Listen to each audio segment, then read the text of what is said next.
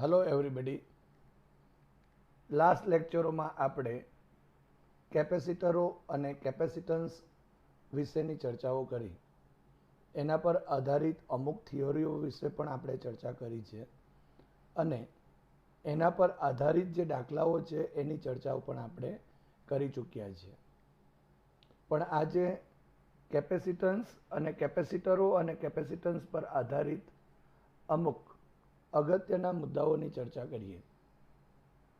સૌપ્રથમ આપણે કેપેસિટરમાં જે સંગ્રહ પામતી ઉર્જા છે એ સૂત્રની ચર્ચા કરીશું. એના ઉપરથી ઉર્જા ઘનતા એટલે શું એની પણ ચર્ચા કરીએ અને કેપેસિટરમાં સંગ્રહ પામતી જે ઉર્જા છે એના જુદા જુદા સૂત્ર વિશે માહિતી મેળવીએ.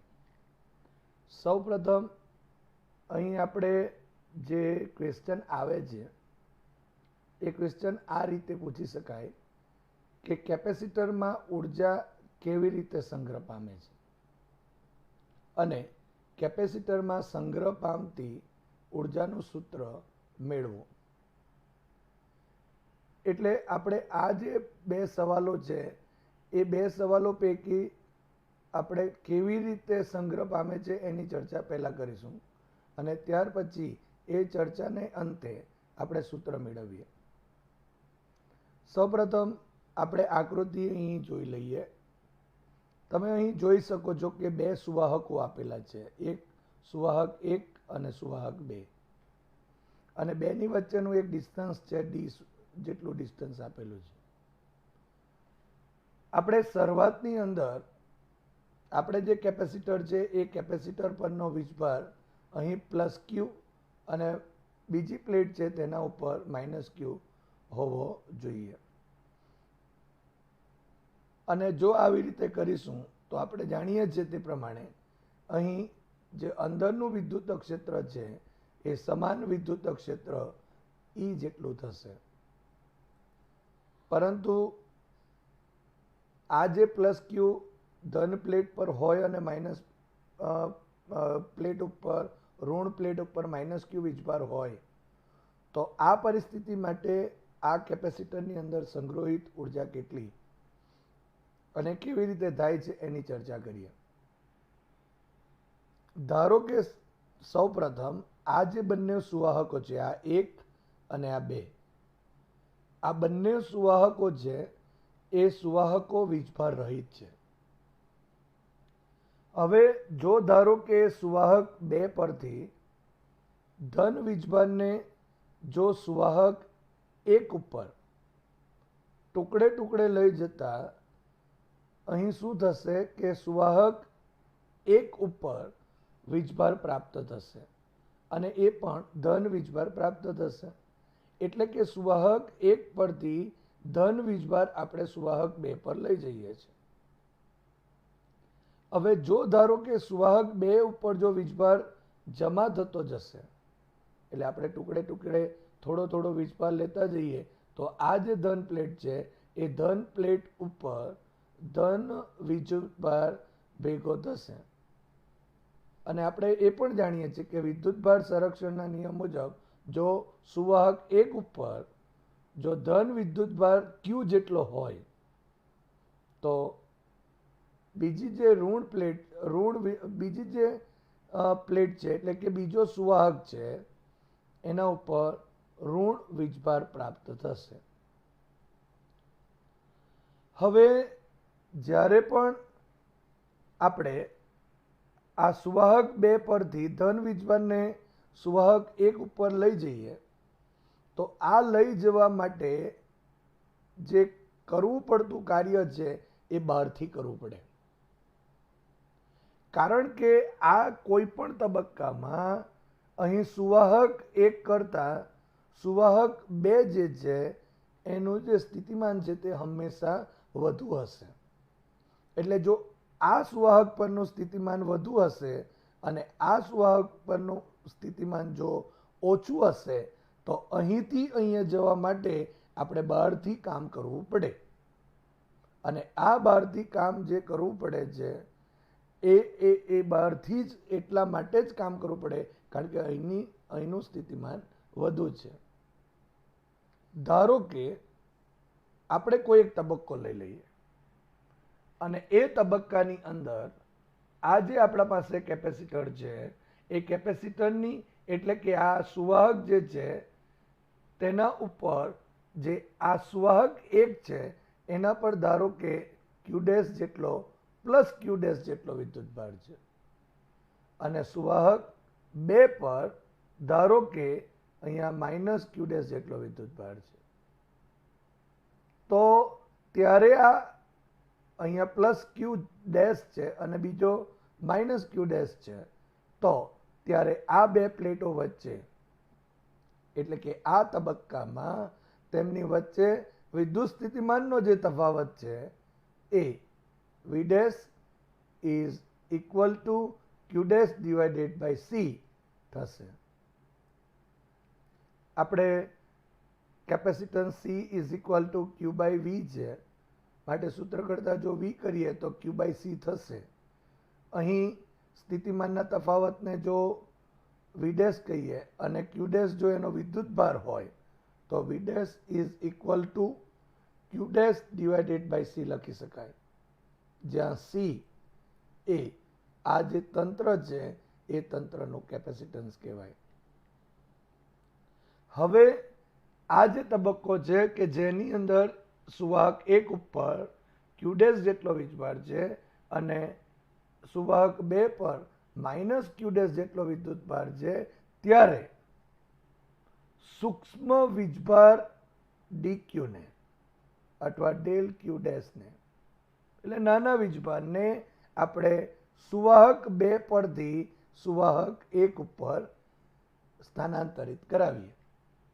હવે આપણે આગળ વાત કરી તે પ્રમાણે કે આ એક સુવાહક છે એનું સ્થિતિમાન એ સુવાહક 2 કરતાં હંમેશા મોટું જ હોય છે અને તેથી આ જે આપણા પાસે ડેલ ક્યુ ડેશ છે એ ધન છે, એને આ તરફ જ્યારે સ્થાનાંતરિત કરવું હશે તો બહારથી આપણે એક કાર્ય કરવું પડે અને એ સુવાહક 2 પરથી સુવાહક 1 પર ડેલ ક્યુ ડેશ જેટલા ધન વીજભારને લઈ જવા અથવા તો સ્થાનાંતરિત કરવા માટે કરવું પડતું કાર્ય એ del W is equal to V dash into del Q dash થશે. હવે V dash is equal to Q dash by C છે, માટે ડેલ ડબલ્યુ તમે અહીં ડી ડબલ્યુ પણ લખી શકો, is equal to Q dash by C into del Q dash થશે. તો આ જે આપણને કાર્ય મળે છે એ નાના એટલે કે ડેલ ક્યુ ડેશ જેટલા ધન સૂક્ષ્મ વીજભારને સુવાહક 2 પરથી સુવાહક 1 પર સ્થાનાંતરિત કરવા માટેનું કાર્ય. પરંતુ જો ધારો કે આપણે અહીં જો ક્યુ જેટલો વીજભાર જો પ્રસ્થાપિત કરવો હોય સુવાહક 1 ઉપર તો કરવું પડતું કાર્ય કેટલું, તો તે આપણે શોધીએ. આ નાના સૂક્ષ્મ વીજભાર માટેની વાતો થઈ. હવે જો ક્યુ જેટલો વીજભારને લઈ આવવું હોય, સ્થાનાંતરિત કરવું હોય, ત્યારે કરવું પડતું કાર્ય ડબલ્યુ મેળવવા માટે આ જે ડી ડબલ્યુ છે એનું સંકલન કરવું પડે. તો અહીં આપણે આ ડેલ ડબલ્યુ છે એનું સંકલન કરીશું તો ત્યારે ક્યુ જેટલા વીજભારને સુવાહક 2 પરથી સુવાહક 1 પર લઈ જવા માટે કરવું પડતું કાર્ય મળી જશે. તો આપણે હવે ડેલ ડબલ્યુ અથવા તો DW સંકલન કરીએ. માટે સુવાહક 2 પરથી સુવાહક 1 પર ક્યુ વિદ્યુતભારને લઈ જવા કરવું પડતું કાર્ય W is equal to integration dW. So W is equal to integration 0 to Q dash divided by C અને અંશમાં del Q dash. So is equal to 1/C common લઈ લઈએ. Integration 0 to Q dash into dQ dash અથવા તો del Q dash પણ કહી શકાય. અહીં Qનું સંકલન કરીએ તો Q dash નું સંકલન કરીશું તો Q dash square divided by 2 થશે. માટે W is equal to 1/C Q dash square divided by 2. અહીં લિમિટ 0 to Q થશે. એટલે સૌપ્રથમ આપણે અપર લિમિટ મૂકીએ અહીં, માટે Q સ્ક્વેર બાય 2 થશે અને 0 મૂકીશું તો 0 થશે.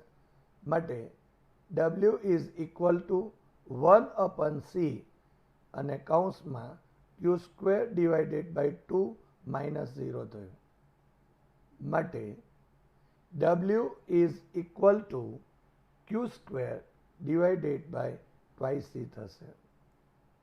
તો આ જે આપણને કાર્ય મળે છે એ કાર્ય એ સુવાહક 2 પરથી સુવાહક 1 ઉપર Q જેટલા વીજભારને લઈ જવા માટે અથવા સ્થાનાંતરિત કરવા માટે કરવું પડતું કાર્ય થયું.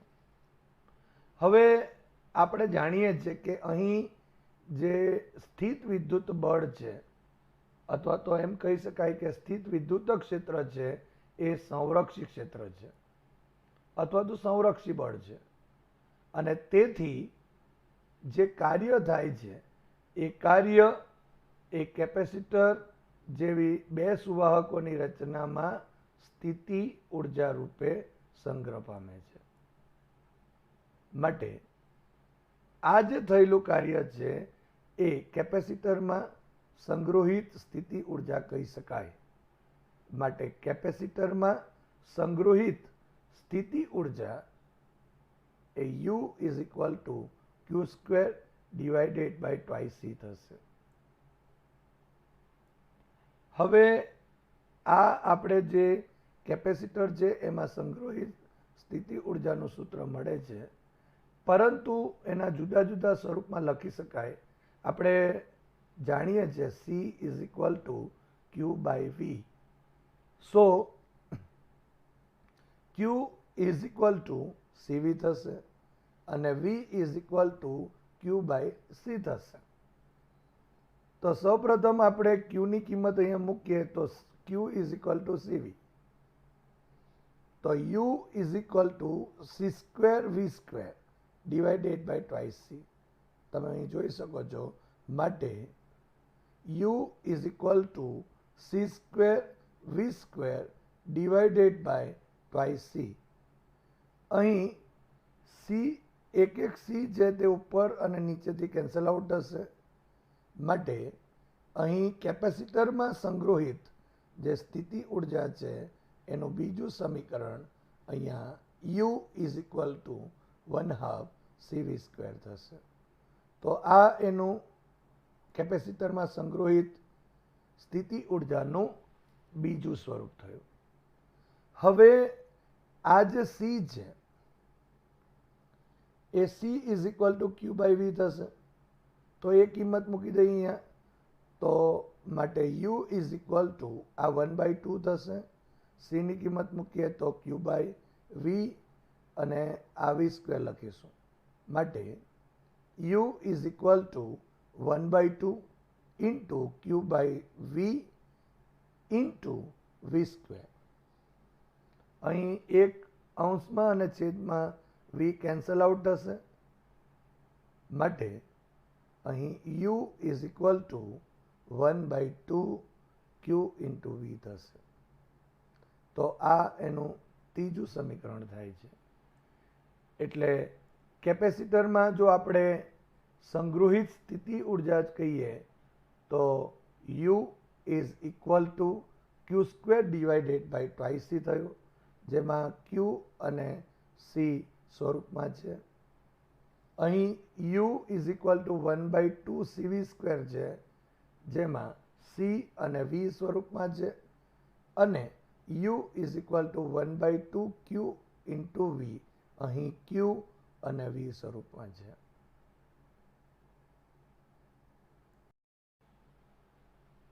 હવે આપણે કેપેસિટરમાં સંગ્રહિત જે ઉર્જા છે એના સૂત્રનો ઉપયોગ કરીને આપણે કેપેસિટરમાં વિદ્યુત ઉર્જાની ઉર્જા ઘનતા વિશે વાત કરીશું.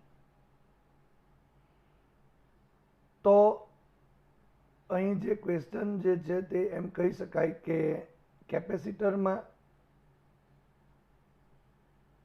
જે વિદ્યુત ઉર્જા છે એકમ કદ દીઠ સંગ્રહ પામતી જે કેપેસિટરમાં ઉર્જા, એને આપણે ઉર્જા ઘનતા કહીશું. તો ઉર્જા ઘનતાનું સૂત્ર મેળવો. એટલે વિદ્યુત ઉર્જા ઘનતા એટલે શું અને એનું સૂત્ર મેળવો, આ પ્રકારનો આપણને ક્વેશ્ચન આવી શકે. તો સૌપ્રથમ આપણે વિદ્યુત ઉર્જા ઘનતા વિશે એની વ્યાખ્યા કહી દઈએ.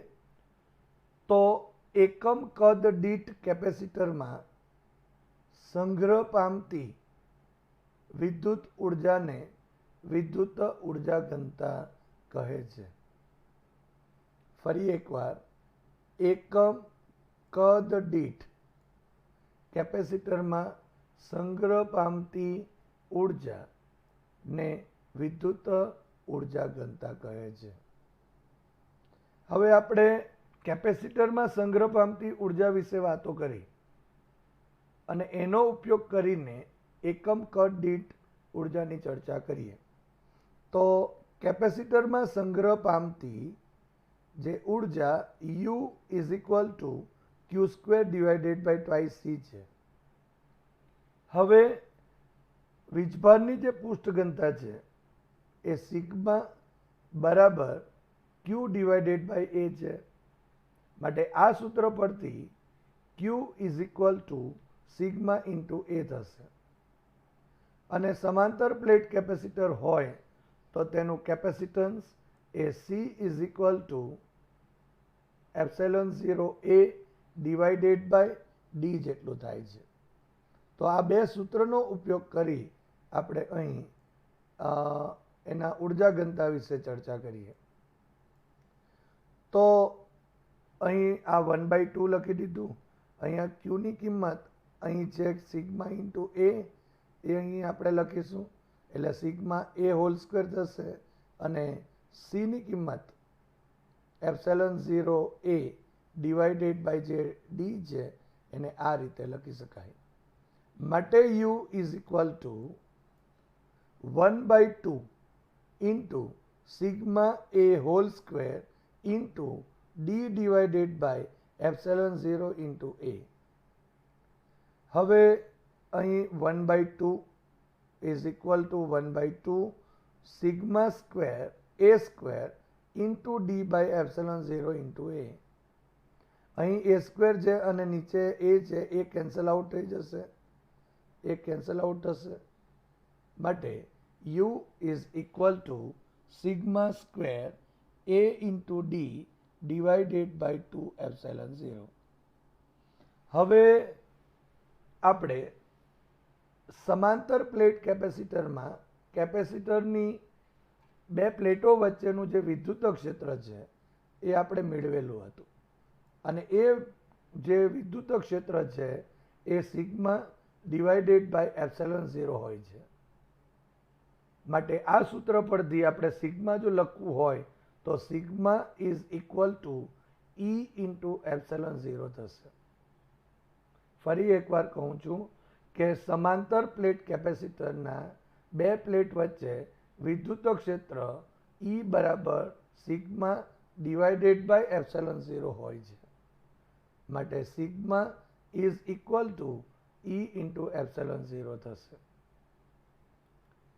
હવે આ જે આપણા પાસે સિગ્મા છે એ સિગ્માની કિંમત જો મૂકવી હોય તો અહીં E ઇન્ટુ એપ્સિલોન 0 મૂકીએ તો E square into epsilon 0 square, અહીંયા AD છે તો આ AD લખી દીધું, ડિવાઇડેડ બાય 2 એપ્સિલોન 0. માટે U is equal to E square epsilon 0 square AD divided by 2 epsilon 0 થશે. હવે આ છેદમાં એપ્સિલોન 0 અને અંશમાં જે એપ્સિલોન 0 સ્ક્વેર છે એમાંથી એક એપ્સિલોન 0 કેન્સલ આઉટ થશે. માટે હવે જે સૂત્ર મળે છે એ U is equal to 1/2 epsilon 0 E square, આ એપ્સિલોન 0 આ E સ્ક્વેર ઇન્ટુ અહીં AD થશે.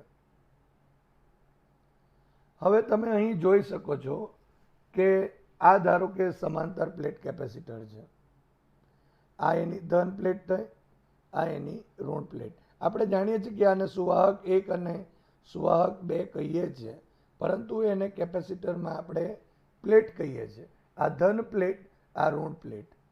અહીંનો જે વિદ્યુત ભાર છે એ પ્લસ ક્યુ છે અને અહીંનો જે વિદ્યુત ભાર છે એ માઇનસ ક્યુ છે. હવે અને આ વિદ્યુત ક્ષેત્ર અંદરની તરફ આ રીતે પ્લસ ક્યુથી માઇનસ ક્યુ તરફનું હશે, જેની કિંમત આપણે અહીં કીધી સિગ્મા બાય એપ્સિલોન 0. હવે જો આપણે વિચારીએ તો આ જે બે પ્લેટો છે એ બે પ્લેટોના જે ક્ષેત્રફળ છે એ A જેટલા છે અને અહીં બે પ્લેટો વચ્ચેનું અંતર D જેટલું છે. માટે આ ક્ષેત્રફળ ઇન્ટુ જો D કરીએ તો આ જે બે પ્લેટ વચ્ચેનો જે વિસ્તાર છે એ વિસ્તારનું કદ મળી જાય. માટે AD એ બે પ્લેટો વચ્ચેના વિસ્તારનું શું કહેવાશે? કદ કહેવાશે. અહીં તમે જોઈ શકો છો, અહીંયા AD આપેલ છે. હવે આ A ઇન્ટુ D જે છે, જે આપણા પાસે આ બે પ્લેટો છે એની વચ્ચેના વિસ્તારનું કદ છે, એ કદને આની નીચે યુની નીચે મૂકી દઈએ, એટલે કે U ડિવાઇડેડ બાય AD કરીએ, is equal to 1/2 epsilon 0 E square. માટે અહીં આપણે વ્યાખ્યા જોઈ છે કે એકમ કદ દીઠ કેપેસિટરમાં સંગ્રહ પામતી ઉર્જા જે છે એને વિદ્યુત ઉર્જા ઘનતા કહેવાય. માટે U બાય AD એટલે કે U બાય V કદ બરાબર વિદ્યુત ઉર્જા ઘનતા થશે, જેને આપણે ρ E વડે દર્શાવીએ છીએ. સો ρ E is equal to 1/2 epsilon 0 E square થયું. તો આ અહીં આપણે કેપેસિટરમાં એકમ કદ દીઠ સંગ્રહ પામતી ઉર્જા એટલે કે વિદ્યુત ઉર્જા ઘનતા દર્શાવે છે.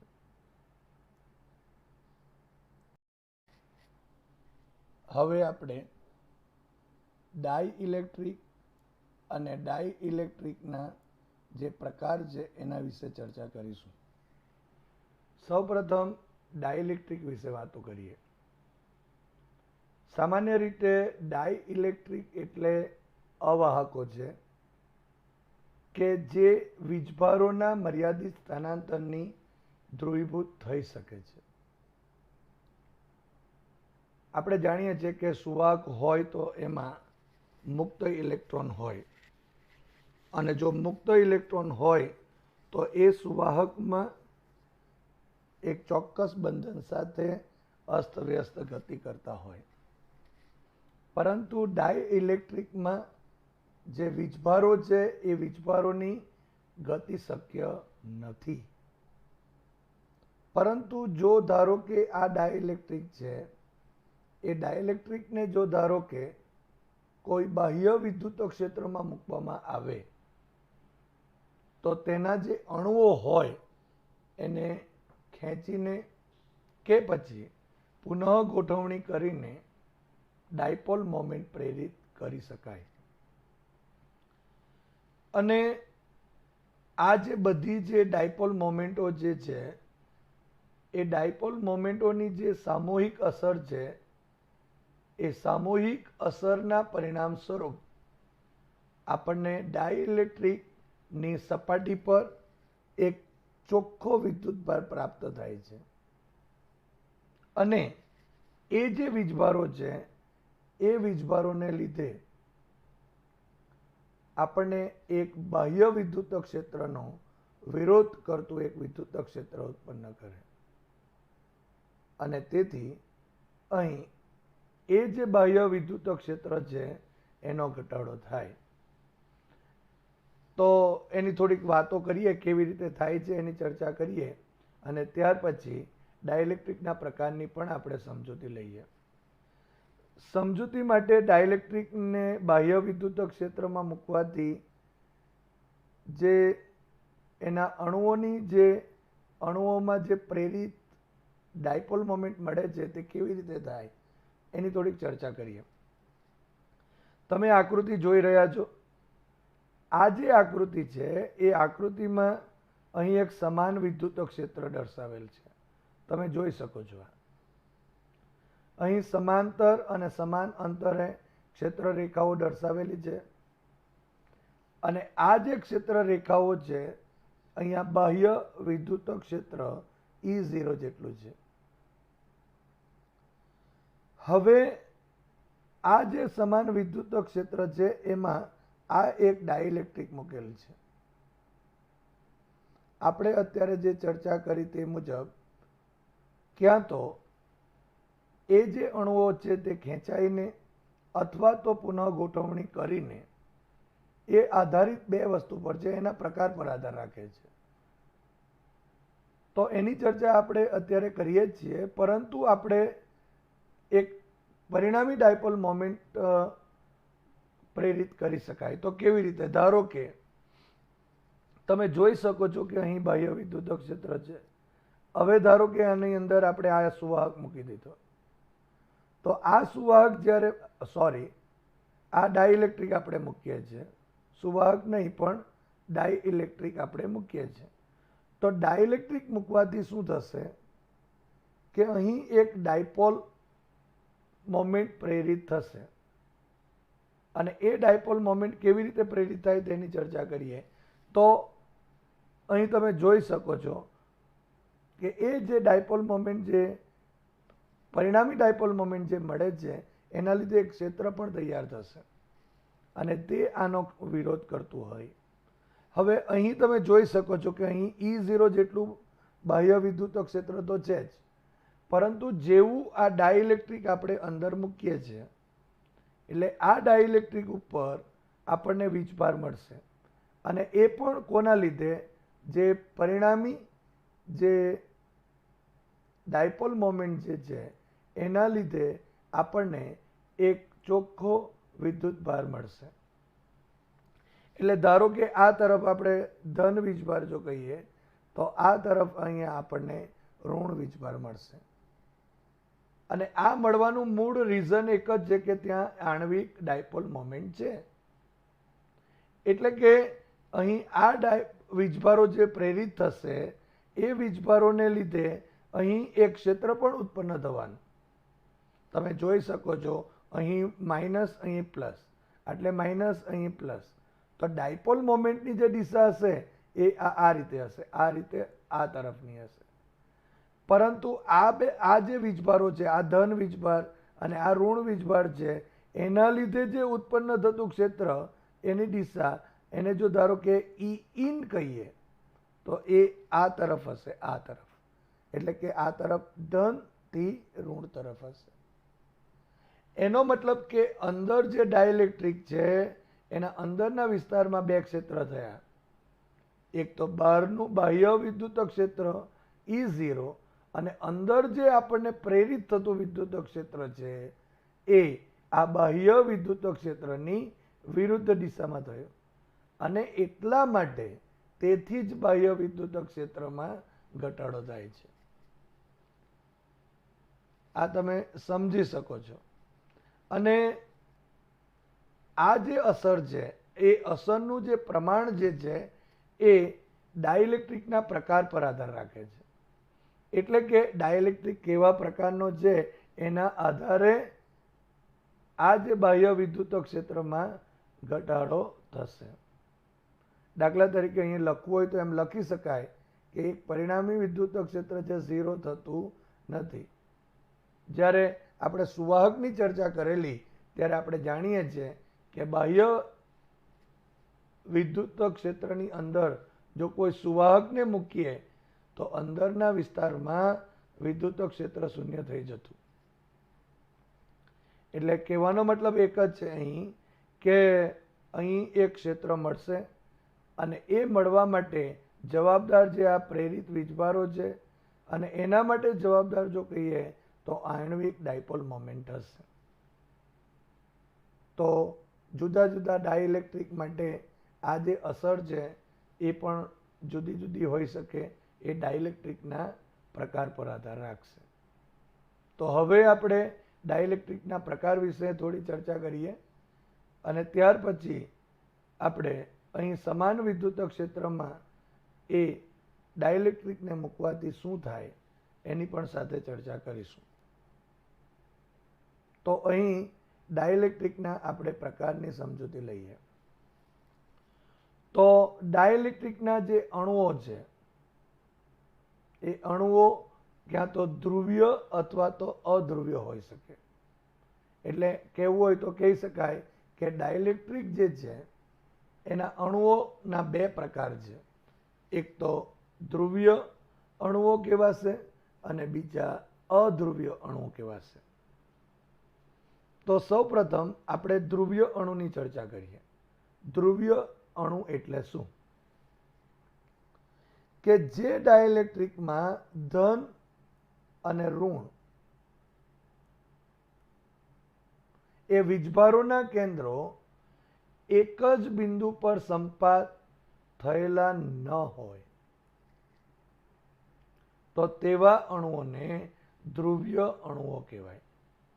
ફરી એકવાર કહું છું કે જે ડાઇલેક્ટ્રિકમાં ધન અને ઋણ વીજભારોના કેન્દ્રો એક જ બિંદુ પર સંપાત થયેલા ન હોય તો તેવા અણુને અહીંયા ધ્રુવીય અણુઓ કહે છે. એનો અર્થ એવો થયો કે આ જે બે વીજભારો છે એ બે વીજભારોની વચ્ચે થોડું અંતર હશે અને એટલા માટે ધ્રુવીય અણુઓને કાયમી ડાયપોલ મોમેન્ટ હોય છે. એટલે બીજી જો વાત કરવી હોય તો એમ કહી શકાય કે જો ધ્રુવીય અણુ હશે તો એને કાયમી ડાયપોલ મોમેન્ટ હશે અને જો કાયમી ડાયપોલ હશે તો કાયમી ડાયપોલ મોમેન્ટ હશે. અને દાખલા તરીકે કહેવું હોય તો H2O છે, HCl છે, એના જે અણુઓ છે તે એને આકૃતિ આપણે અહીં દર્શાવેલ છે કે HCl હોય તો તેનું અહીંયા Cl છે તેનું કેન્દ્ર અહીં છે અને H છે તેનું કેન્દ્ર અહીં છે. તમે H2O માટે પણ જોઈ શકો છો. તો આ જે આપણા પાસે અણુઓ છે એ અણુને આપણે ધ્રુવીય અણુ કહીશું. હવે ડાઇલેક્ટ્રિક જે છે એનો બીજો જે પ્રકાર છે તે અધ્રુવીય અણુઓ. તો અધ્રુવીય અણુઓ એટલે શું? તો જે ડાઇલેક્ટ્રિકમાં ધન વીજભારનું કેન્દ્ર અને ઋણ વીજભારનું કેન્દ્ર એકબીજા પર સંપાત થયેલા હોય, એટલે કે બંને એકબીજા ઉપર સંપાત થયેલા હોય તો તેવા અણુને અહીંયા અધ્રુવીય અણુ કહી શકાય. ફરી એકવાર કહું કે જે ડાઇલેક્ટ્રિકમાં ધન વીજભારનું કેન્દ્ર અને ઋણ વીજભારનું કેન્દ્ર એકબીજા પર સંપાત થયેલા હોય તો તેવા અણુને અધ્રુવીય અણુ કહેવાય. એનો અર્થ કે બે વીજભારો વચ્ચે કોઈ અંતર નથી અને તેથી અધ્રુવીય અણુઓ કાયમી ડાયપોલ અથવા તો એમ કહી શકાય કે કાયમી ડાયપોલ મોમેન્ટ ધરાવતા નથી. દાખલા તરીકે H2O2 CO2 આ બધા જે છે તે અધ્રુવ્ય અણુઓ કહી શકાય. અને અહીં H2 માટેની આકૃતિ અને CO2 માટેની આકૃતિ દર્શાવેલ છે. એટલે કે એના બધા જ કેન્દ્ર એના ઉપર સંપાત થયેલા એમ કહી શકાય.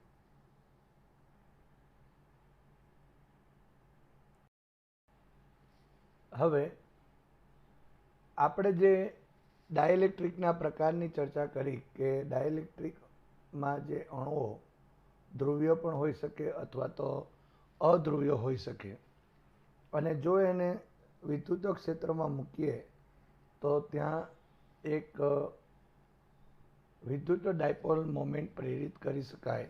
તો તેની આપણે ચર્ચા કરીએ. તો સૌપ્રથમ આપણે સમાન વિદ્યુત ક્ષેત્રમાં અધ્રુવ્ય અણુનું ધ્રુવીભવન કેવી રીતે થાય તે સમજાવીએ. ધ્રુવીભવન એટલે અલગ કરવાની જે ઘટના છે તે ધ્રુવીભૂત કરવું, પોલરાઇઝ કરવું. તો એ કેવી રીતે થાય છે એની ચર્ચા કરીએ. તો સમાન વિદ્યુત ક્ષેત્ર છે અને એટલા માટે અહીં દરેક બિંદુ પાસેનું ક્ષેત્ર એક સમાન હશે. અધ્રુવ્ય અણુ છે એનો મતલબ કે એ કાયમી ડાયપોલ મોમેન્ટ ધરાવતા નથી. એટલે કે કાયમી ડાયપોલ હોતા નથી અને એટલા માટે કાયમી ડાયપોલ મોમેન્ટ ધરાવતા નથી. અને આપણે એ પણ જોયું કે આ જે અધ્રુવ્ય અણુ છે એના ધન અને ઋણ વીજભારોના કેન્દ્રો એકબીજા ઉપર સંપાત થયેલા હોય. આ તમે જોઈ શકો છો અહીં કે અહીં આ જે દરેક જે આપણા પાસે અણુ છે, અધ્રુવ્ય અણુ છે, એના વીજભાર આ ધન અને ઋણ દરેકના ધન અને ઋણ એક જ કેન્દ્ર ઉપર કેન્દ્રિત થયેલા છે. એનો મતલબ કે બેની વચ્ચે કોઈ પણ પ્રકારની ડાયપોલ નથી. માટે અહીં આના લીધે વિદ્યુત ક્ષેત્ર શૂન્ય ગણાશે. એટલે જો ધારો કે આ જે આપણા પાસે અધ્રુવ્ય અણુ છે એને જો પોલરાઇઝ કરવો હોય, એને ધ્રુવીભૂત કરવું હોય, તો આપણે એને સમાન વિદ્યુત ક્ષેત્રમાં મૂકવું પડે. તો ધારો કે આ એક સમાન વિદ્યુત ક્ષેત્ર બતાવેલું છે E0. અહીં તમે જોઈ શકો છો પોઝિટિવ ટુ નેગેટિવ છે. સમાન વિદ્યુત ક્ષેત્ર છે અને એની અંદર જો ધારો કે આપણે આ અધ્રુવ્ય અણુને જો મૂકીએ તો એ જે અણુ છે એ અણુ પર આ જે બાહ્ય વિદ્યુત ક્ષેત્ર છે એના લીધે એક બળ લાગશે. આ જે વીજભારો છે, ધન અને ઋણ વીજભારો છે, એના પર બળ લાગશે અને એના લીધે અને એ પરસ્પર સ્થાનાંતર વિરુદ્ધ દિશામાં સ્થાનાંતર કરશે. દાખલા તરીકે ધારો કે આ એક અહીંયા સમાન વિદ્યુત ક્ષેત્ર હતું, એમાં આપણે એક અધ્રુવ્ય અણુ મૂકી દીધો. એટલે અહીં ધન વીજભાર હતો અને ઋણ વીજભાર. તો ઋણ વીજભાર એ આ ધન તરફ અને ધન વીજભાર એ આ ઋણ તરફ અહીં ખેંચાશે. એટલે કે સ્થાનાંતર કરશે. અને જો એ સ્થાનાંતર જો આ રીતે કરે તો એ કેટલું સ્થાનાંતર કરી શકે? એનો મતલબ કે આ જે અણુ છે તે ખેંચાશે. હવે આ ધન વીજભાર આ તરફ જશે, આ ઋણ વીજભાર આ તરફ જશે, પરંતુ એ પણ એક ચોક્કસ મર્યાદામાં. કારણ કે આ જે ધન વીજભાર અને ઋણ વીજભાર જે છે એ ઋણ વીજભાર વચ્ચે પણ, એટલે કે અહીં એક પુનઃસ્થાપક બળ ઉત્પન્ન થયું એમ કહેવાય. જ્યારે ધન વીજભાર આમ ગયો, ઋણ વીજભાર આમ ગયો, ત્યારે એ બાહ્ય બળ જે લાગે છે એની વિરુદ્ધમાં જે પુનઃસ્થાપક જે બળ છે એ સંતુલિત થાય ત્યાં સુધી એટલે કે લાગેલું બાહ્ય બળ અને જે પુનઃસ્થાપક બળ જે મળે છે, પુનઃસ્થાપકનો મતલબ કે અણુની અંદર જે એક ક્ષેત્ર હોય, આંતરિક ક્ષેત્ર હોય, એના લીધે એક બળ ઉત્પન્ન થશે. એ અમુક અંતર સુધી જ એને ખેંચવા દેશે. ત્યાર પછી એ અંદરનું જે બળ છે તે અને આ બહારનું જે બાહ્ય વિદ્યુત ક્ષેત્રને લીધે જે બળ છે એ સમાન થઈ જશે, એટલે કે સંતુલિત થશે. અને ત્યારે આ ધન વીજભાર આ ઋણ તરફ અને ઋણ વીજભાર ધન તરફ જતા અટકી જશે. એટલે આ તમે જોઈ શકો છો, અહીં આ એક ઋણ વીજભાર થયો, તેનું કેન્દ્ર હવે અહીંયા હશે, અને આ ધન વીજભાર છે એનું કેન્દ્ર અહીંયા હશે. એટલે કે બેની વચ્ચે એક આ કેન્દ્રો વચ્ચે એક ડિસ્ટન્સ ક્રિએટ થયું. એનો મતલબ કે આ બે વીજભારના કેન્દ્રો જે એક જ હતા એ ધ્રુવીભૂત થયા, અલગ થયા. ફરી એકવાર કહું કે આ જે વિદ્યુત ક્ષેત્ર છે, બાહ્ય વિદ્યુત ક્ષેત્ર, અને અંદર આ જે વીજભારો છે એ વીજભારોમાં એટલે કે અણુમાં જે આંતરિક ક્ષેત્રને લીધે ઉદ્ભવતું પુનઃસ્થાપક છે એ બંને સમાન થાય ત્યારે આ જે ધન વીજભાર અને ઋણ વીજભારની ગતિ અટકશે. અને આપણને એક અહીં આ તમે જોઈ શકો છો, એક અહીં આપણને ડાયપોલ મળશે. અહીં ધન મળશે, અહીં માઇનસ છે, માટે એક ડાયપોલ મળી. એક ડાયપોલ પ્રેરિત થઈ એમ કહી શકાય. અને આ જે ડાયપોલ જે પ્રેરિત થઈ એના લીધે પણ એક ડાયપોલ મોમેન્ટ મળશે. તમે જોઈ શકો છો અહીંયા ઋણ વીજભાર એટલે ધન વીજભાર, માટે આ તરફની દિશા એ ડાયપોલ મોમેન્ટની થશે. એટલે કે આ જે ઉદ્ભવેલું જે ડાયપોલ છે એ કાયમી નથી, કારણ કે અહીં અધ્રુવ્ય અણુ છે. એ કાયમી નથી, પણ જેવું એને સમાન વિદ્યુત ક્ષેત્રમાં મૂકીએ છીએ એટલે અહીં ડાયપોલ પ્રેરિત થાય છે. અને આ જે ડાયપોલ મોમેન્ટ જે છે એ અહીં તમે જોઈ શકો છો એક ક્ષેત્રની દિશામાં ઉત્પન્ન થશે. આ તમે જોઈ શકો છો, આ ક્ષેત્રની દિશામાં અહીં ઉત્પન્ન થશે. એનો મતલબ એમ થયો કે આ જે આપણા પાસે અધ્રુવીભૂત જે અણુ છે એ અણુ આ વિદ્યુત ક્ષેત્રને લીધે અહીં પોલરાઇઝ થયો એમ કહેવાય, અથવા તો ધ્રુવીભૂત થયો એમ કહી શકાય. તો આપણે જે આ ચર્ચાઓ કરી એના ઉપરથી એક બીજી પણ વ્યાખ્યા આપી શકાય. અને આ જે ડાયલેક્ટ્રિક છે એ ડાયલેક્ટ્રિકને આપણે રેખીય સમદિગ્ધર્મી ડાયલેક્ટ્રિક પણ કહી શકાય છે. જો એને વ્યાખ્યાયિત કરવું હોય તો એમ કહી શકાય કે જો બાહ્ય ક્ષેત્રમાં મૂકેલા અધ્રુવ્ય અણુમાં જ્યારે પ્રેરિત ડાયપોલ મોમેન્ટ વિદ્યુત ક્ષેત્રની દિશામાં હોય અને ક્ષેત્રની તીવ્રતાના સમપ્રમાણમાં હોય છે તો તેને રેખીય સમદિગ્ધર્મી ડાયઇલેક્ટ્રિક કહેવાય છે. એટલે કહેવાનો અર્થ શું થયો કે અહીં આ જે ઉત્પન્ન થયેલી અથવા તો પ્રેરિત થયેલી જે ડાયપોલ મોમેન્ટ છે એ ડાયપોલ મોમેન્ટ વિદ્યુત ક્ષેત્રની દિશામાં હોય અને એ આ જે ક્ષેત્રની તીવ્રતા છે એના સમપ્રમાણમાં હોય. એટલે કે આ જેટલું વધુ હશે તેટલું અહીં વધુ મળશે, અહીંયા જે ઓછું હશે તો ઓછું મળશે.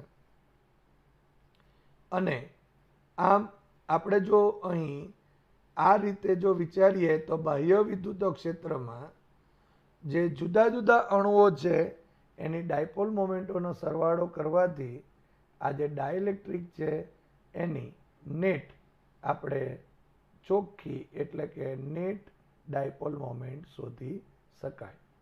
તમે બીજી આકૃતિ અહીં જોઈ શકો છો. આ સમાન વિદ્યુત ક્ષેત્રમાં મૂકવાથી પ્રેરિત થતી બધી ડાયપોલ્સ છે, આ ડાયપોલ્સ છે, અને તેની દિશા આ તમે જોઈ શકો છો આ રીતે ક્ષેત્રની દિશામાં જ છે. અને એટલા માટે આ બધાનો સરવાળો કરીએ તો એક પરિણામી ડાયપોલ મોમેન્ટ આપણે મેળવી શકાય. અને જો પરિણામી ડાયપોલ મોમેન્ટ હશે તો એના લીધે ક્ષેત્ર 0 થઈ જશે નહીં. અહીં એટલે ક્ષેત્ર પેદા થયું કહેવાય. આપણે તમે જોઈ શકો છો અહીંયા એક ક્ષેત્ર પણ મળશે જે આ ક્ષેત્રની વિરુદ્ધમાં હશે. અહીં જો ધન હોય, અહીં ઋણ હોય તો અંદરની તરફ એક ક્ષેત્ર આપણને મળે છે, જે આગળની ચર્ચામાં પણ આપણે વાતો કરી છે. તો આ થયું કે ધ્રુવીભવન અધ્રુવીય અણુનું ધ્રુવીભવન સમાન વિદ્યુત ક્ષેત્રમાં કેવી રીતે થાય છે. હવે સમાન વિદ્યુત ક્ષેત્રમાં ધ્રુવીય અણુનું ધ્રુવીભવન કેવી રીતે થાય તે સમજીએ. આપણે ધ્રુવીય અણુ એટલે જે ડાઇલેક્ટ્રિકની અંદર કાયમી ડાયપોલ મોમેન્ટ હોય એવા જે અણુ છે એને ધ્રુવીય અણુ કીધું. અને બીજી એક વાત અહીં કહી શકાય કે એના કેન્દ્રો એકબીજા ઉપર સંપાત થતા ન હોય. એટલે કે ધન વીજભાર અને ઋણ વીજભારના કેન્દ્રો એકબીજા ઉપર સંપાત થયેલા હોતા નથી. તો કાયમી ડાયપોલ મોમેન્ટ હોય તો છે, પરંતુ જો સામાન્ય રીતે આપણે એને વિચારીએ તો એ સામાન્ય સ્થિતિમાં ઉષ્મીય ઉર્જાને લીધે એ અસ્તવ્યસ્ત હોય છે. તો સૌપ્રથમ એની જે ખાસિયત જે છે તે કાયમી ડાયપોલ મોમેન્ટ છે. સૌપ્રથમ આપણે આ આકૃતિને સમજીએ. તમે અહીં જોઈ શકો છો કે આ જે આપણા પાસે એક ધ્રુવીય અણુ ડાઇલેક્ટ્રિકનું ધ્રુવીય અણુ છે અને એ ધ્રુવીય અણુની અંદર આપણા પાસે ડાયપોલ્સ આપેલા છે. આ કાયમી છે. અત્યારે એના કેન્દ્રો એકબીજા ઉપર સંપાત થયેલા ધન અને ઋણના કેન્દ્રો એકબીજા ઉપર સંપાત થયેલા નથી. અહીં ડાયપોલ મોમેન્ટની દિશા તમે જોઈ શકો આ તરફ છે, અહીં આપણે આમ છે, અહીં જોઈએ તો આમ છે, અહીંયા આ તરફની હશે, અહીંયા આ તરફની હશે. તો અહીં કાયમી ડાયપોલ્સ તો છે, ડાયપોલ મોમેન્ટ્સ તો છે, પણ સામાન્ય સ્થિતિની અંદર તમે જોઈ શકો કે ઉષ્મા ઉર્જા અથવા ઉષ્મીય ગતિને લીધે એની જે ડાયપોલ મોમેન્ટ છે એ અસ્તવ્યસ્ત હોય અને એટલા માટે પરિણામી અથવા તો કુલ ડાયપોલ મોમેન્ટ પણ શૂન્ય થશે. પણ જો ધારો કે આ જે આપણે અહીં જે ડાયપોલ્સ છે એને જો સમાન વિદ્યુત ક્ષેત્રમાં આ રીતે મૂકી દઈએ, જે રીતે આપણે અધ્રુવીયની વાત કરી એ રીતે, તો તે કિસ્સામાં એક ડાયપોલ ક્રિએટ થતા હતા, એટલે કે પ્રેરિત થતા હતા. અહીં શું થશે કે જો આપણે એને બાહ્ય વિદ્યુત ક્ષેત્રમાં જો મૂકીશું તો એ વ્યક્તિગત જે બધા જે ડાયપોલ્સ છે એ ડાયપોલ એ ક્ષેત્રને સમાંતર ગોઠવવાનો અથવા તો સમાંતર બનવાનો પ્રયત્ન કરશે. એટલે આ રીતે ધારો કે વિદ્યુત ક્ષેત્રની દિશા આપણે આ રીતે આ દિશામાં જો સમાન વિદ્યુત ક્ષેત્ર આપી દઈએ તો તમે જોઈ શકો છો અહીં કે અહીંયા બધી જ જગ્યા ઉપર આ બધા જે ડાયપોલ્સ છે એ ડાયપોલ આ ક્ષેત્રને સમાંતર બનવાનો પ્રયત્ન કરે છે અને તેથી બધા જ અણુઓ જે છે એ બધા જ અણુઓ માટેની ડાયપોલ મોમેન્ટનો સરવાળો કરતા એ વિદ્યુત ક્ષેત્રની દિશામાં એક પરિણામી, એક ચોખ્ખું, એક નેટ ડાયપોલ મોમેન્ટ મળે કે જેને આપણે એમ કહી શકાય કે એ ડાઇલેક્ટ્રિકનું ધ્રુવીભવન થયું એમ કહેવાય. હવે બીજી પણ એક વાત અહીં કહી શકાય કે તમે જોઈ શકો છો કે અહીં બધા ડાયપોલ્સ ક્ષેત્રની દિશામાં ગોઠવાઈ ગયા. એટલે કે અહીં આનું ડાયપોલ જો ધારો કે ક્ષેત્રની દિશામાં વિચારીએ, આ પણ ક્ષેત્રની દિશામાં, તો પરિણામી ડાયપોલ મોમેન્ટ જો આ બધાના વિચારવા હોય તો તેની દિશા પણ આ ટાઈપની થશે. પણ એના લીધે જે ઉદ્ભવતું જે ક્ષેત્ર હશે આના લીધે એની દિશા વિરુદ્ધ હશે. એની પણ આપણે ચર્ચા કરીએ છીએ. પરંતુ હવે શું થશે કે આ તો સમાન, ધારો કે ક્ષેત્રને સમાંતર ગોઠવાઈ ગયા, પરંતુ જો ધારો કે આ સમાંતર જે ગોઠવવાનો જે પ્રયત્ન થયો એ કોના લીધે થયો, તો બાહ્ય વિદ્યુત ક્ષેત્રમાં જે વિદ્યુત ડાયપોલની જે સ્થિતિ ઉર્જા કે જે ડાયપોલ્સને ક્ષેત્રને સમાંતર શું કરે છે, ગોઠવે છે. એટલે ડાયપોલની જે સ્થિતિ ઉર્જા છે એ ડાયપોલ્સને ક્ષેત્રને સમાંતર ગોઠવવાનો પ્રયત્ન કરે છે.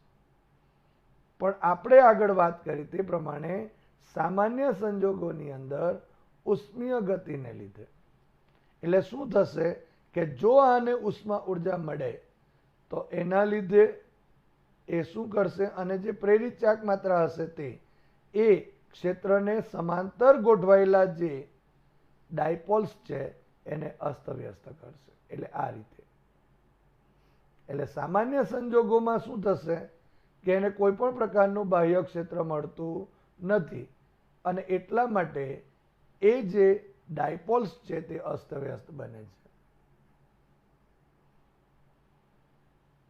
આ રીતે,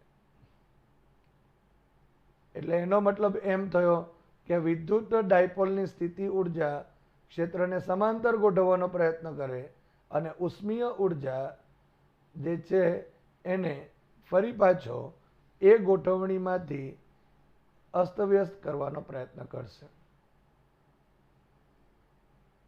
એટલે કે આ બે ઉર્જાઓ જો એક સમાન થઈ જાય તો અહીં આ જે ક્ષેત્ર છે એને સમાંતર બનતી ડાયપોલ ગોઠવાઈ જશે.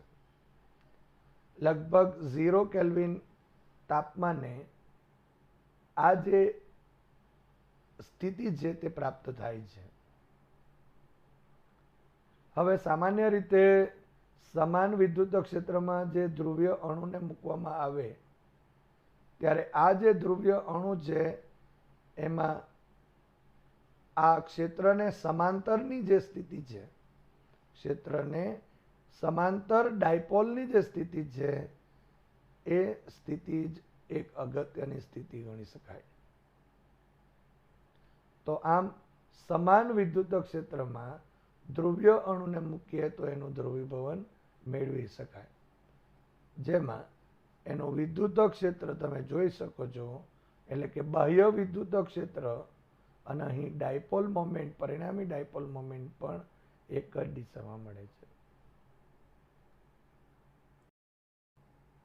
હવે ધ્રુવીભૂત થયેલા ડાઇલેક્ટ્રિકના અંદરના ભાગમાં મૂળ વિદ્યુત ક્ષેત્રમાં કેવો ફેરફાર કરે છે એની ચર્ચા કરીએ. આપણે અત્યારે ધ્રુવીય અને અધ્રુવીય અણુઓની ચર્ચા કરી, અને ધ્રુવીય કે અધ્રુવીય અણુઓ જે છે એને જો બાહ્ય વિદ્યુત ક્ષેત્રમાં જો મૂકીએ તો એ બાહ્ય વિદ્યુત ક્ષેત્રમાં મૂકવાથી એ ધ્રુવીય હોય કે અધ્રુવીય હોય, બંને કિસ્સાની અંદર ડાઇલેક્ટ્રિકમાં એક પરિણામી વિદ્યુત ડાયપોલ મોમેન્ટ ઉત્પન્ન થાય છે, અને એ ડાયપોલ મોમેન્ટની દિશા એ આપણે જે બાહ્ય વિદ્યુત ક્ષેત્ર છે એની દિશામાં હોય છે. તો એ બધી ચર્ચાઓ પરથી આપણે અહીં હવે જોઈએ કે જો ધારો કે ધ્રુવીભૂત થયેલા ડાઇલેક્ટ્રિકના અંદર વિદ્યુત ક્ષેત્રમાં શું થાય, તો તમે અહીં પહેલા આકૃતિ જોઈ લો કે આ આકૃતિમાં એક ડાઇલેક્ટ્રિક આ દર્શાવેલ છે, અને આ ડાઇલેક્ટ્રિકમાં અહીં આપણે વિદ્યુત ડાયપોલ્સ દર્શાવેલા છે, અને એની દિશા તમે જોઈ શકો છો. અહીં ઋણ ધન ઋણ ધન ઋણ ધન, એટલે કે અહીં પરિણામી આ તરફની દિશામાં છે. આ રીતે અહીં સમાન વિદ્યુત ક્ષેત્રની દિશા જો આપણે કેવી હોય તો આ તરફની છે, એટલે કે E0 ની દિશા આ તરફની છે. હવે સૌપ્રથમ આપણે પોલરાઇઝેશન જે છે એ પોલરાઇઝેશનની એટલે કે ધ્રુવીભવનની વ્યાખ્યા આપીએ કે એકમ કદ દીઠ વિદ્યુત ડાયપોલ મોમેન્ટ ને પોલરાઇઝેશન અથવા તો ધ્રુવીભવન કહે છે. એટલે અહીં એકમ કદ દીઠ વિદ્યુત ડાયપોલ મોમેન્ટ જો હોય તો તેને આપણે પોલરાઇઝેશન P કહી શકાય.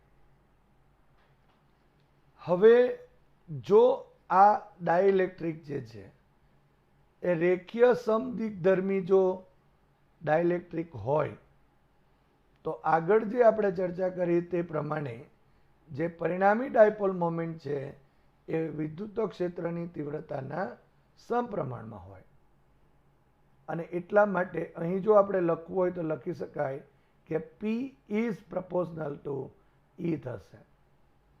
માટે અહીં સદિશ P બરાબર કાઈ E ઇન્ટુ E સદિશ થશે, જ્યાં કાઈ E ને ડાઇલેક્ટ્રિકનો લાક્ષણિક અચળાંક કહે છે અને તેને ડાઇલેક્ટ્રિક જે માધ્યમ છે એ માધ્યમની વિદ્યુત સસેપ્ટિબિલિટી પણ કહી શકાય. અને એ કાઈ E જે છે એને આપણે જે વિદ્યુત છે એ વિદ્યુતની સસેપ્ટિબિલિટી કહે છે. અહીં તમે જોઈ શકો છો કે આપણે જે ચર્ચાઓ કરી કે ધારો કે આ જે એક લંબઘન જે ડાઇલેક્ટ્રિક છે એ ડાઇલેક્ટ્રિક ચોસલાને સમાન વિદ્યુત ક્ષેત્રમાં આ રીતે સમાન વિદ્યુત ક્ષેત્રમાં મૂકેલ છે. અને જો સમાન વિદ્યુત ક્ષેત્રમાં જો મૂકીશું તો આગળની જે ચર્ચા મુજબ આ જે બધા ડાયપોલ્સ છે એ બધા ડાયપોલ્સ એક સીધી એટલે કે ક્ષેત્રને સમાંતર ગોઠવાઈ જશે. આ ક્ષેત્રને સમાંતર ગોઠવાઈ જશે.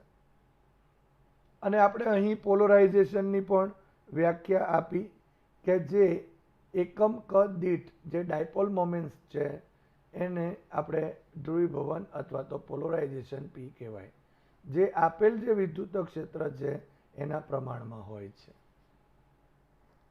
હવે ધારો કે ચોસલાનો ધારો કે ડેલ્ટા V કદખંડ લઈએ તો આ જે કદખંડ છે એમાં ક્ષેત્રની દિશામાં તમે જોઈ શકો છો આ ક્ષેત્રની દિશામાં છે. જો આ ડાયપોલ મોમેન્ટની દિશા તો આ દિશામાં, અહીંયા પણ આ દિશામાં, અહીંયા પણ આ દિશામાં જશે. ક્ષેત્રની દિશામાં જે ડાયપોલ મોમેન્ટ્સ છે એ ડાયપોલ મોમેન્ટ કેટલું તો એકમ કદ દીઠ જો P જેટલું હોય તો ડેલ્ટા V કદ દીઠ કેટલું તો અહીંયા P ઇન્ટુ ડેલ્ટા V હોય છે. હવે સૂક્ષ્મ જો કદખંડ લઈએ તો એ સૂક્ષ્મ કદખંડની અંદર તો અસંખ્ય ડાયપોલ મોમેન્ટ હશે. તો એ અસંખ્ય જે ડાયપોલ મોમેન્ટ એટલે કે આ ઘણા બધા ડાયપોલ મોમેન્ટ્સ હશે, પણ એમાંથી એના ઉપરનો વીજભાર તો ચોખ્ખો અથવા તો નેટ વીજભાર તો શૂન્ય છે, કારણ કે પ્લસ માઇનસ છે એટલે વીજભાર તો શૂન્ય થશે. પરંતુ એનો ચોખ્ખો જે ડાયપોલ મોમેન્ટ છે તે શૂન્ય થતો નથી, એટલે કે એક પરિણામી ડાયપોલ મોમેન્ટ હોય છે. અને એ જે પરિણામી ડાયપોલ મોમેન્ટ હોય તો આગળ જે આપણે ચર્ચા કરી તે પ્રમાણે એક વિદ્યુત ભાર અહીં પ્રેરિત કરશે. દાખલા તરીકે આપણે કહેવું હોય તો એમ કહી શકાય કે અહીં તમે જોઈ શકો છો કે આ આપણા પાસે એક ડાયપોલ, આ બીજો ડાયપોલ, અહીં ત્રીજો ડાયપોલ છે. આ પાસેના જે તમે જોઈ શકો છો અહીં ધન, અહીં ઋણ, અહીં ધન, અહીં ઋણ, અંદરના વિસ્તારમાં ધન, ઋણ, ધન, આ ઋણ. અહીંયા આ દરેક જે ધન ઋણ છે એ એક પાસે રહેલા છે, અહીંયા પણ પાસે રહેલા છે. આ પાસેના જે ધન અને ઋણ વીજભાર છે એ એકબીજાની અસરને નાબૂદ કરશે. એનો મતલબ શું થયો કે આટલો જે વિસ્તાર છે, આટલેથી આટલો વિસ્તાર છે, અંદરનો જે વિસ્તાર છે એ અંદરના વિસ્તારમાં ધારો કે વિદ્યુત ભાર પ્લસ માઇનસ થઈને જો અહીંયા 0 હોય તેમ છતાં પણ અહીંયા ડાઇલેક્ટ્રિક જે છે એટલે કે આ ક્ષેત્રને લંબ સપાટી એટલે આના ઉપર અને આ તરફ પણ તમે જોઈ શકો છો. એટલે ડાઇલેક્ટ્રિક પર આપણને એટલે કે ડાઇલેક્ટ્રિકની સપાટી પર વિદ્યુત ક્ષેત્રને લંબ આપણને અહીં વિદ્યુત ભાર મળશે.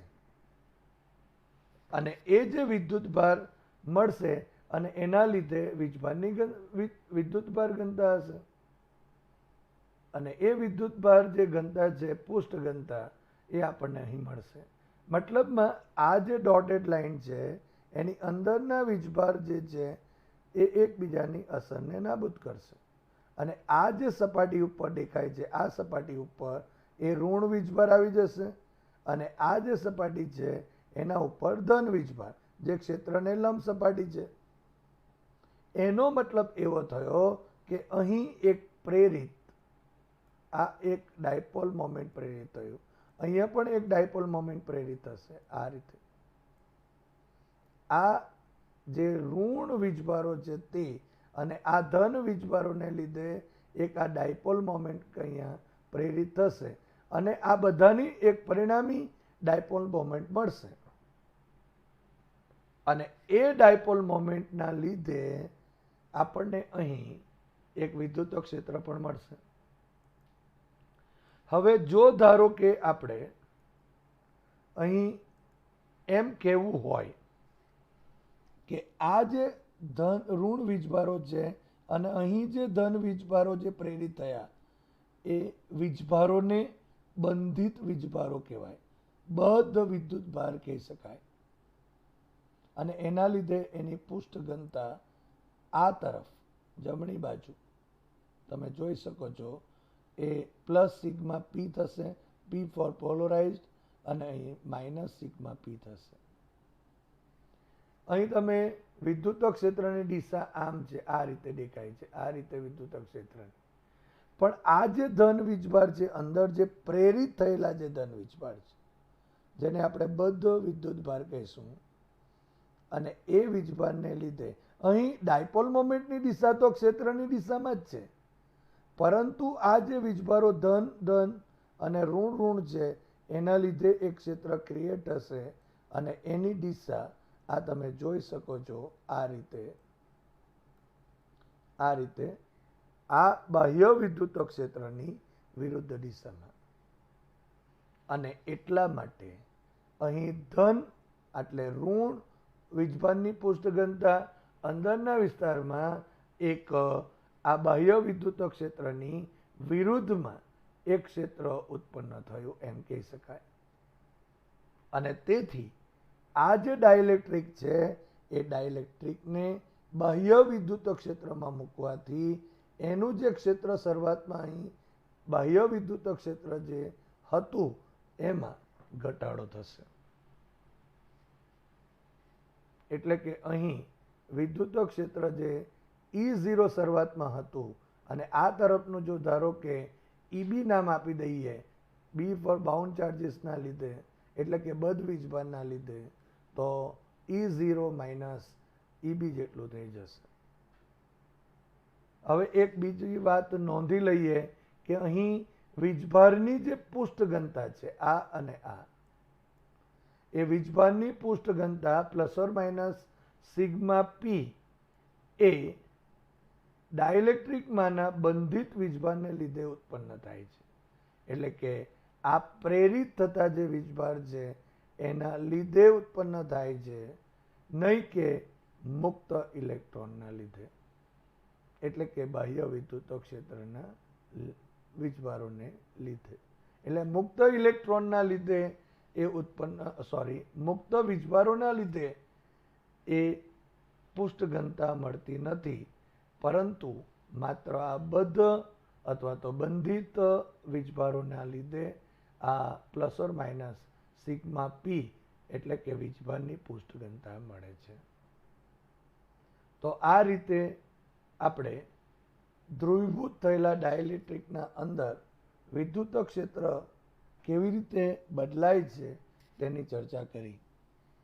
અને આ જ થિયરીનો ઉપયોગ કરીને આપણે જે સમાંતર પ્લેટ કેપેસિટર છે એનું કેપેસિટન્સ કેટલું જ્યારે એ સમાંતર પ્લેટ કેપેસિટરના બે પ્લેટ વચ્ચે કોઈ ડાઇલેક્ટ્રિક મૂકવામાં આવે તો એની ચર્ચા આપણે આના પછીના નેક્સ્ટ લેક્ચરમાં કરીશું. તો અહીં આપણે આ ડાઇલેક્ટ્રિક, એના પ્રકાર, સમાન વિદ્યુત ક્ષેત્રમાં એના જે અધ્રુવીય અને ધ્રુવીય અણુઓ છે એની વર્તણૂકની ચર્ચા કરી અને આપણે ધ્રુવીભૂત થયેલા ડાઇલેક્ટ્રિકમાં અંદરના ભાગમાં જે વિદ્યુત ક્ષેત્ર છે એમાં જે બાહ્ય વિદ્યુત ક્ષેત્રમાં કેવો ફેરફાર થાય તેની આપણે અહીં ચર્ચા કરી.